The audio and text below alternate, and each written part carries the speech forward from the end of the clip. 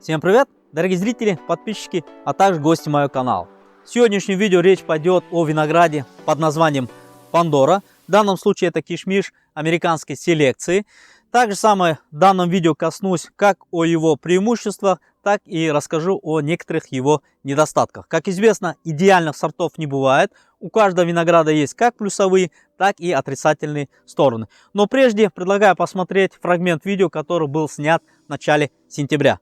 Начало сентября 2025 года. 2025 год у нас идет процесс задержки вызревания виноградных ягод примерно дней на 20. Мы находимся в УЗИ кишмиша Пандоры американской селекции. Видим, процесс вызревания лоз уже здесь начался. Здесь уже вызревание где-то больше 1 метра. Некоторые виноградные лозы только-только начинают вызревание. Да, видим здесь побеги только-только начинают окрашиваться. Некоторые побеги находятся еще в зеленом состоянии. Я знаю, что данный виноград имеет поздний срок созревания.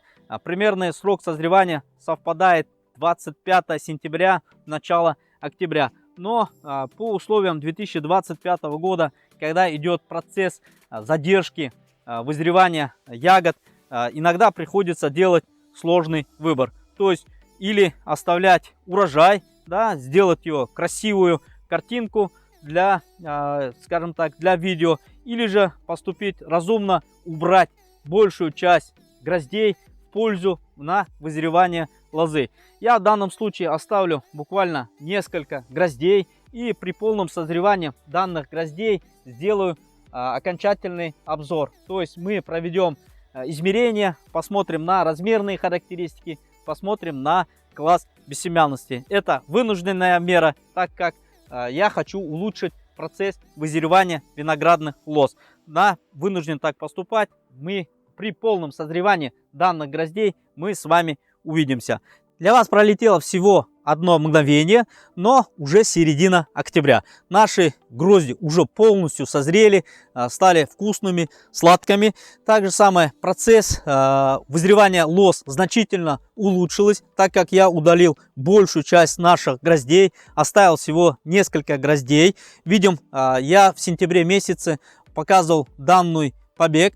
Ситуация с вызреванием была хуже, да, видим, на данный момент она значительно улучшилась. Еще до ноября месяца есть время, я надеюсь, что до наступления морозов она еще значительно лучше созреет. Так давайте коснемся о всех его достатках и о его характеристиках. В данном случае данный виноград с поздним сроком созревания, ягоды достаточно крупные, то есть столовый виноград без косточки с такими характеристиками, можно сказать, и не встретишь. Так же самое мы знаем, что за рубежом подавляющее большинство винограда реализуется исключительно в супермаркетах. Основными требованием для реализации в супермаркетах, которые предъявляются к винограду, это чтобы виноград имел хорошую транспортабельность, также имел большой срок хранения, как можно дольше находиться, не теряя своих товарных внешних данных в супермаркете. Основная, скажем так, селекция зарубежная именно двигается в этом направлении. Так вот, кишмиш Пандора в полной мере отвечает всем данным требованиям. Также давайте посмотрим на некоторые размерные характеристики и посмотрим, что нам покажет некоторые измерения. Давайте возьмем и измерим штангель циркулем, сколько будет данная ягода. Да, видим 26,82. Давайте посмотрим другую ягоду.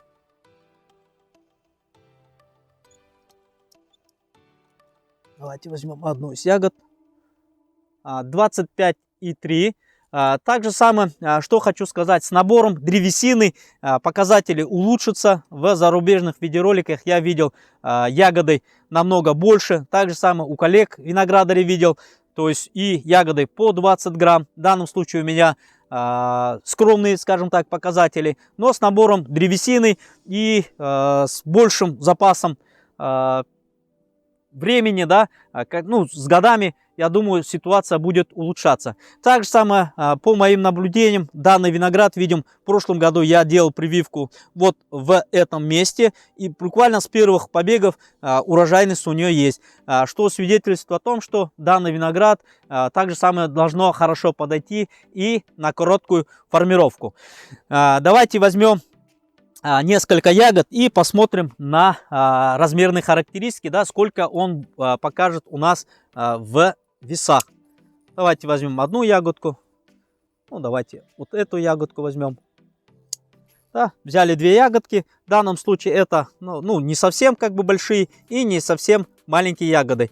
Так же самое он имеет такой темно-бордово-черный цвет. Я думаю, что на него будет влиять обязательно подвой. В данном случае у меня здесь в качестве подвой служит Cobber 5BB, да, корневая система. Но посмотрим, что покажет и другие подвои. Но в любом случае нужно смотреть и изучать. Видим, у нас весы установились на отметке 0. Да, ровно 10 грамм. Данная ягода, ну, примерно где-то 11 грамм. Давайте посмотрим, что она покажет по наличию косточки. Ягода очень плотная и очень хрустящая. Видим, это кишмиш первого класса. Да? Здесь нет абсолютно никаких рудиментов. Если у некоторых сортов винограда встречаются рудименты, то здесь в полной мере полностью она отсутствует. Также самое имеет очень плотную хрустящую ягоду, и кожица при еде ни в коем мере не ощущается. Так же самое, что хочу сказать, по заявленным характеристикам, я смотрел видеоролики, селекционер, который его вывел, да, говорит о том, что имеет он 21 брикс. Не знаю, бриксом не мерил, но по вкусовым ощущениям он очень сладкий, то есть, ну, очень быстро и очень хорошо набирает сахар, то есть он приятный. На мой взгляд, у него с вкусовыми качествами проблем никаких нет. Также самое касаясь о его недостатках. Но один из недостатков, можно сказать, что он имеет среднюю силу роста. Если его сравнивать с такими американскими кишмишами, как Аватар, Столетие, да, которые имеют большую силу роста, то Пандора имеет среднюю силу роста. Также самый недостаток, который проявляется в плохой вызреваемости лоз, также самое сказывается на данной прививке. В данном случае это прививка, которая была сделана черным на зеленое. Видим вот это вот место прививки. Также самое видим, лоза уже приобрела такой желто-соломенный цвет. Не знаю, насколько передает камера. Также самое я данную прививку уложил горизонтально к земле, собрал вот такие вот импровизированные дуги и накрою его полиэтиленовой пленкой, создам более благоприятные условия, то есть создам большую температуру значение, чтобы улучшить процесс вызревания.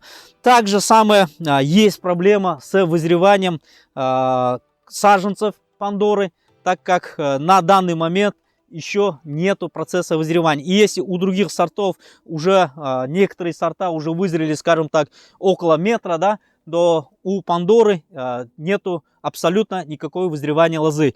То есть или это особенности данного года, 2025 года, то что лето было очень холодное. Ну, чтобы для вашего понимания, я скажу, что июнь месяц у нас ночные температуры были плюс 12, плюс 14 градусов.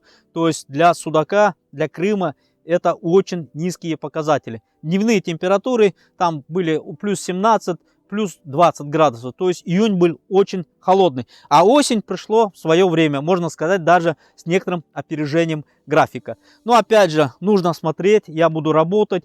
То есть нужно процесс, скажем так, с выращиванием саженцев именно Пандоры, нужно принимать какие-то другие радикальные меры. Или принимать меры для обработки по листу, чтобы улучшить вызревание лозы. Или же это, опять же повторяюсь, данная особенность именно этого года. Но что есть, то есть. То есть реальность такова.